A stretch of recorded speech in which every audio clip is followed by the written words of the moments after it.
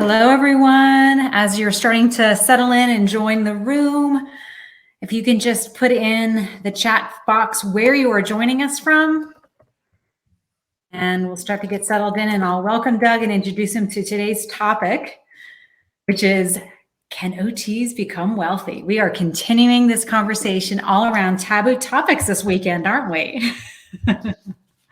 Kristen's from Springfield, Missouri. Weslina's from Durant, Oklahoma. Joanna's from Ohio. Keep them coming in. I hope everyone had a great lunch and a nice little break. I had a warm cup of tea. I had a walk around the neighborhood to clear my head. It's a beautiful day here in Flagstaff. Jessica's in Salt Lake City, Utah. Fantastic. We're actually coming out to Utah in a couple weeks to go hiking Zion. I'm so looking forward to that. Kyoko is from Portland. Fantastic. So lovely to see you here this weekend. So for informally speaking here, for those of you who haven't met Doug yet, he's my husband. He's behind me in the other room, and our kiddos are hopefully... Right, he's right here. Go ahead, point, Doug. Maybe we'll actually be touching the same space. Hopefully our kiddos will behave during the next half hour. We're so glad you're here.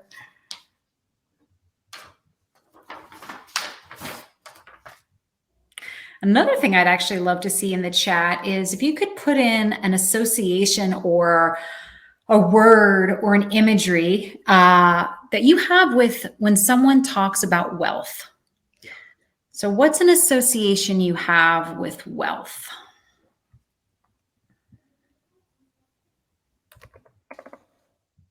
Kristen says, behind every lady boss is a supportive partner. Thanks, Doug. Love it. Kristen says security. I'm going to put in freedom. What are some words or concepts or associations? And the word wealth can mean so many things, right? It doesn't have to mean financial. It can mean so many things. Jessica says freedom. Perfect. Got another minute. Erica says options. I love that.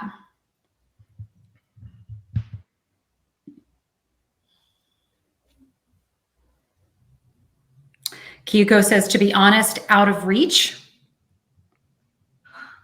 Yep. Very, very true.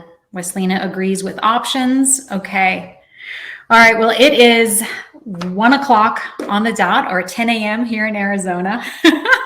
So I'm going to kick off our discussion today with a little of an introduction to Doug, for those of you who don't know him. He has been my husband for 17 years and my partner for 20, and I'm so pleased to introduce you all to him. Doug has his PhD actually in statistics, and he is a former finance risk manager turned entrepreneur.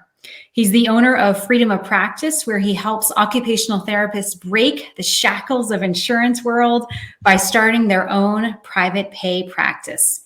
He is helping therapists reclaim their time freedom, their money freedom, and their treatment freedom by becoming the courageous therapist who creates jobs, not just has a job. The best job he's ever had is being dad to 2 wonderful kids. Together, we run our own businesses around prioritizing time, family, not the other way around. Welcome, Doug. I'm so happy you're here. Thank you so much. Let me just do a quick mic check. You can hear me okay? Perfect. Beautiful. Okay. Awesome. So I am absolutely excited to be here. Isn't this just an amazing summit? So I want to thank, Lindsay and Kelsey for all of the time and energy that you've put into making this summit happen. It's been a lot of work. And to thank everybody on the call for attending. You are really giving me your most precious asset, and that is your time. And I really don't take that lightly. And I know I only have 30 minutes, but I want all of you to be able to take away very practical, tangible things you can do. So Lindsay did the introduction, but my name is Doug Vestal, and I help OTs just like you start and grow thriving private pay practices. And Lindsay and I co-founded the Freedom of Practice, where we help OTs start their own private pay practice. And today I want to talk about really a super taboo topic within the OT community, and that is money. And it's not just any type of money, the idea of building wealth. And really answering this question, can OTs actually become wealthy? Or for some, like a more pertinent question is why OTs should want to become wealthy.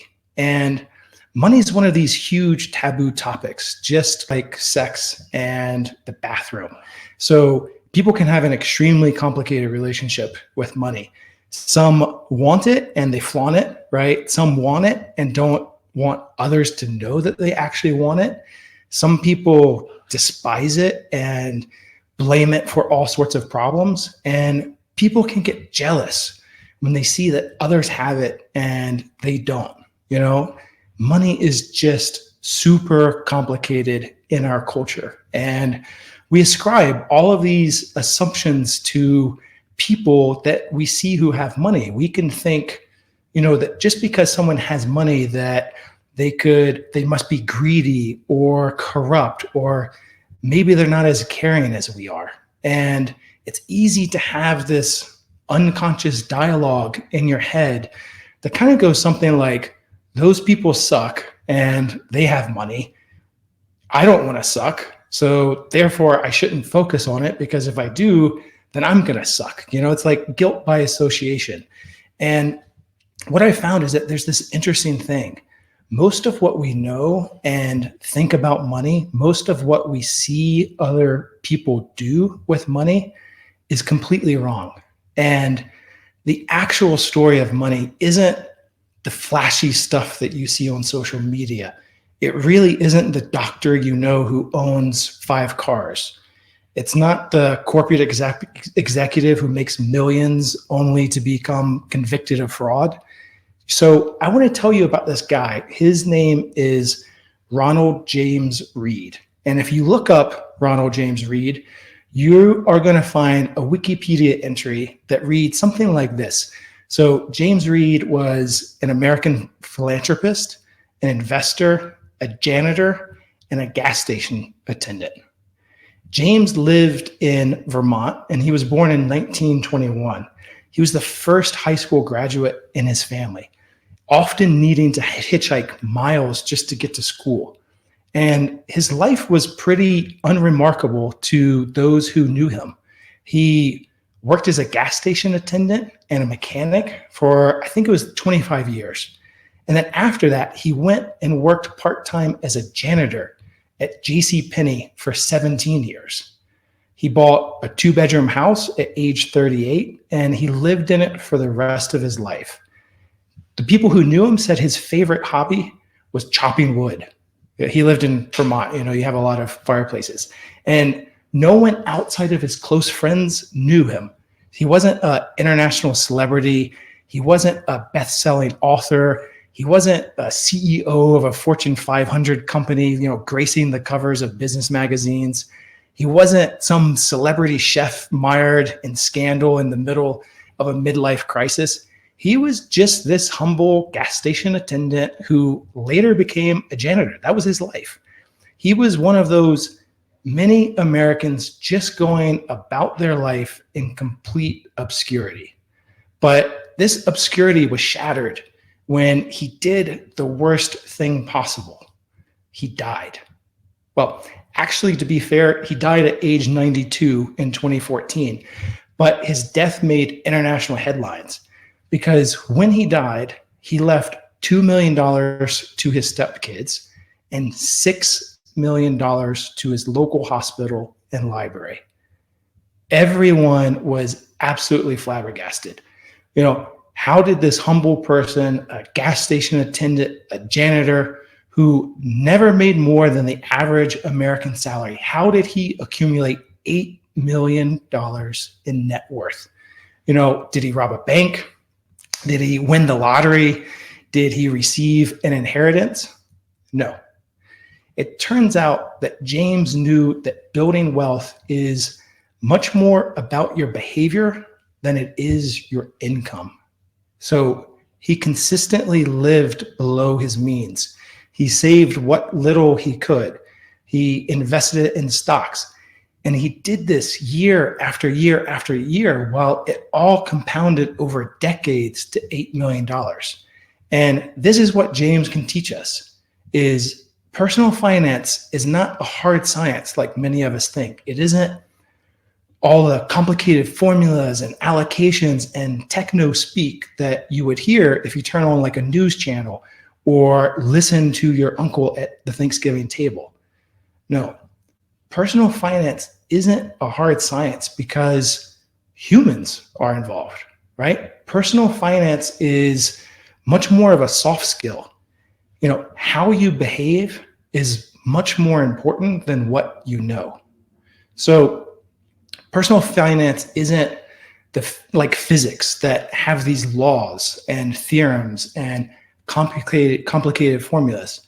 Personal finance is just ruled by how you behave. And your behavior can shape whether or not you're living in debt, paycheck to paycheck, or are living below your means and accumulating wealth, just like James Reed. And James Reed had something that is actually true of most of the wealthy people in this country. He had something called stealth wealth. You may have heard this before, but what is stealth wealth? Stealth wealth is the wealth that is hidden. It is the wealthy people you pass on a daily basis who you wouldn't know are actually wealthy. And they don't live in the mansions. They don't drive the newest cars. They don't wear the fanciest clothes and stay in 5-star hotels. They definitely don't have the high-profile jobs that you would hear about if you read the Wall Street Journal. So Dr. Thomas Stanley shocked the world in 1996 when he wrote a book called The Millionaire Next Door. And he followed it up 8 years later with a book called Millionaire Women Next Door. And in this book, he detailed the actual state of affluent Americans and their behavior. And he shocked everybody by showing that most wealthy people aren't who you'd expect them to be. So I want to cover a few things he found. Number one is 80% of the wealthy are first generation affluent. They didn't actually inherit anything. Their average home was valued at only $320,000. 2/3 of them are self-employed. And this is really interesting because self-employment in our country only makes up about 20% of the population, but they account for 2/3 of the millionaires. So think about that if you're thinking about starting your own private practice. He also found the median household income of them was $131,000. These were not people making millions of dollars a year.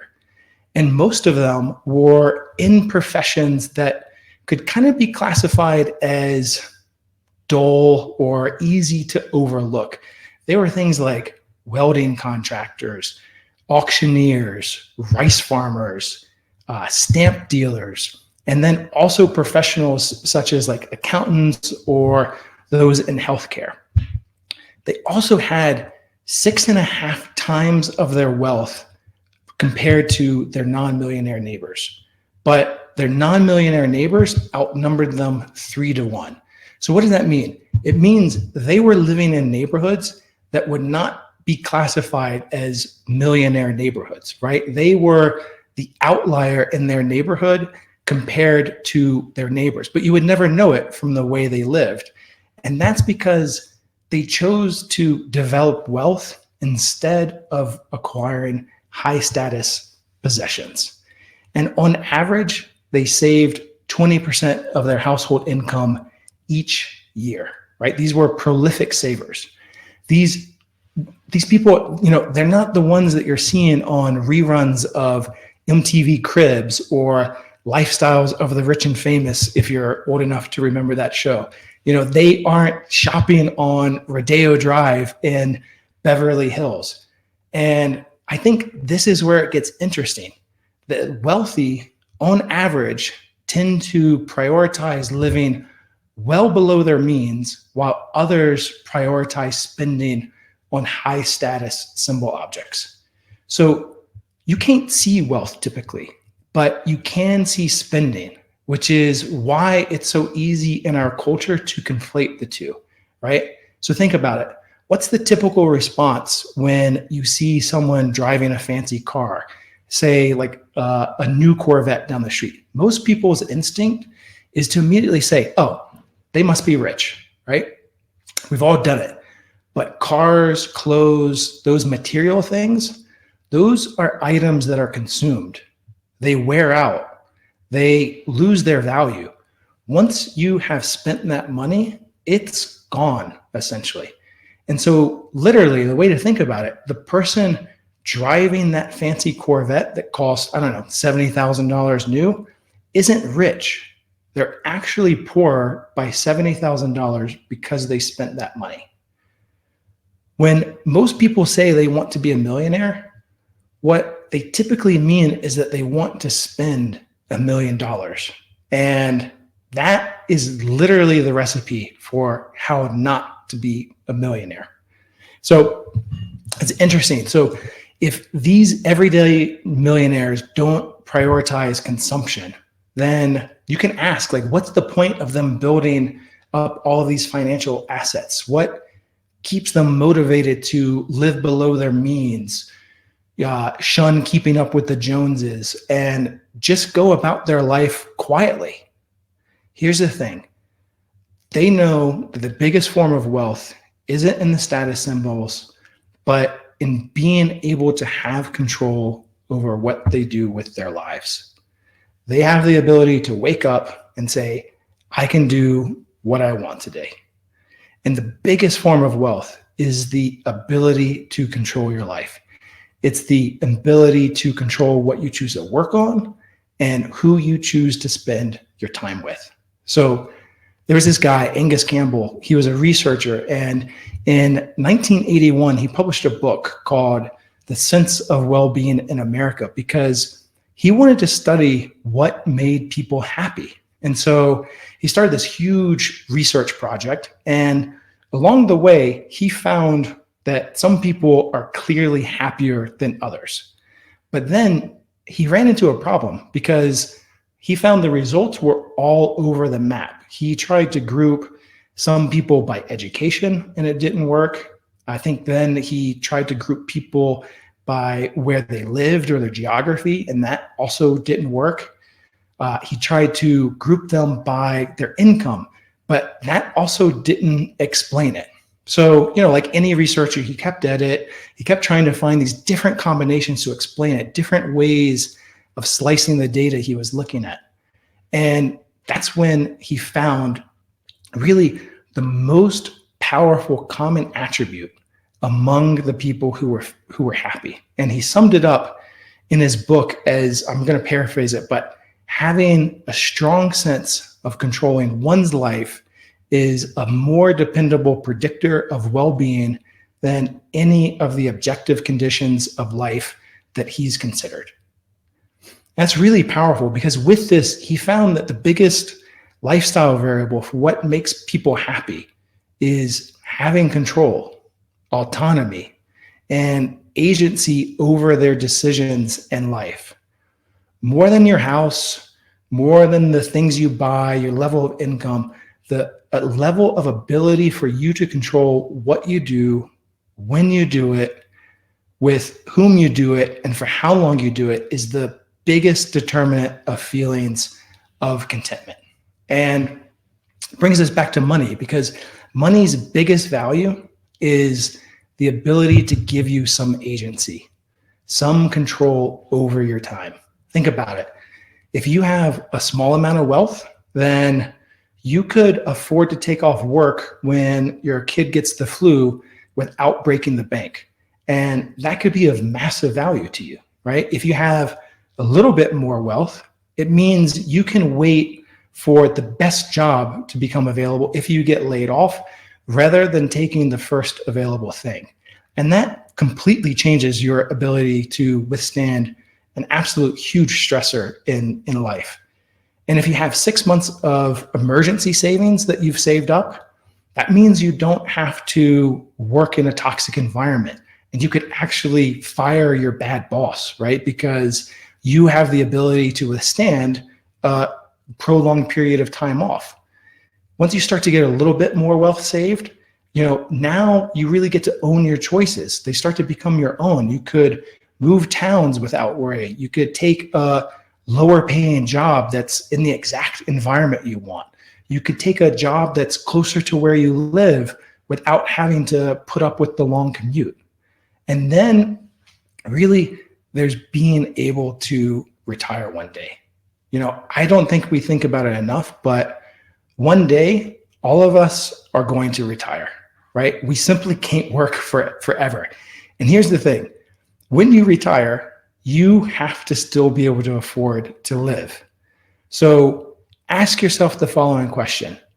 What would happen if your paycheck disappeared tomorrow? What would that mean in terms of your lifestyle? Because that is exactly what happens when you retire. And it's going to happen, right? So we could either plan or we could hope. And I think you'll agree, planning is a much better strategy for this. And if you don't have the wealth saved to support you in retirement, then ask yourself, what exactly is that going to look like? It would mean that you would become a burden for someone else as they take care of you. Your kids would need to take care of you, or maybe one of your siblings. And I don't know about you, but I have never met an OT who wants to become a burden for someone else. So I guess what I'm saying is, in my book, prioritizing wealth not only gives you control, but it also gives you self-resilience. It increases your ability to care for yourself in exactly the situations that you're going to be faced with, where you do need to take care of yourself.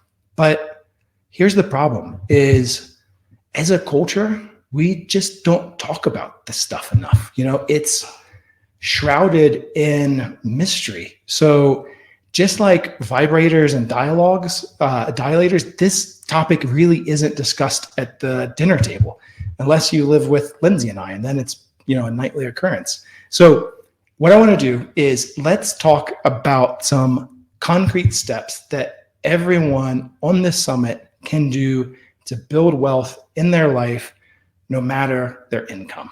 So step number one is understand something that Einstein called the eighth wonder of the world. And the eighth wonder of the world is something we've probably all heard of, and it goes by the name of compounding interest. So let me ask you something. If you wanted to build a big snowball, how would you do it? Well, you'd start with a little snowball. You go to the top of a big hill and you'd let it roll down, right? So by the end, you've transformed this little snowball into a huge snowball. Well, compound interest is this big hill. It's how you turn a small ball of money into a big ball of wealth. So let me give you a concrete example. Let's say you're 20 years old and you start saving and investing $300 a month, or about $4,000 a year. You do this each and every year from the time you're 20 to the time you're 40, and then you just stop. By comparison, let's say you have a sister and she's older than you. She's already 40.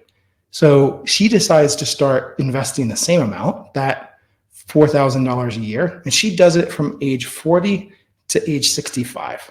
So she's investing longer, right? And she started later. You started when you were 20, but you stopped when you were 40. So that's 20 years. She started when she was 40 and she stopped when she was 65. So that's 25 years. In total, you will have invested $80,000, right? Because it's $4,000 a year over 20 years. And your sister, she invested more. She invested $100,000 in total because she did $4,000 a year, but for 25 years. I know it's a lot of numbers and it can be hard to follow, but here's the really interesting thing is let's look at the difference between what you have versus your sister having at age 65. So even though you stopped before her and you invested, yes, you will have 600% more than your sister. The difference is absolutely crazy. It's not a small amount. It's orders of magnitude, 600%. At age 65, with 10% returns, you will have $2.5 million in your account. And your sister is only going to have $400,000. This is a $2.1 million difference. It is massive. And that is the power of compounding. It was because you stayed invested longer. You had a longer hill. You started at age 20, but you didn't take your money out until age 65. That's 45 years, right? That gives a lot of time for compounding. You've turned your initial $80,000 into 2.5 using that eighth wonder of the world. But, you likely probably didn't start at age 20, and that's fine because everyone here has the capacity to save and invest more than $4,000 a year, which leads me to the second actionable thing that you can do. And step 2 is committing to living below your means. I mean, I really wish there was like more sexy advice I could give you, something really flashy and exciting, but building wealth isn't about being flashy. It's about mastering the basics and not making it complicated. So you really have to have faith that this is possible, that this is something to commit to long-term, no matter where you are. And this is exactly why it's so incredibly hard. It takes discipline. It goes back to what I said in the very beginning. It's about your behavior, right? It's kind of like if you've ever tried to lose weight. When I've done it, what happens? I get pumped up. I go to the gym for a week, like 2 hours a day. And then at the end of the week, I go and I look at the scale and nothing's changed, right? No progress. And so it's easy to go, this diet and exercise thing, it just doesn't work.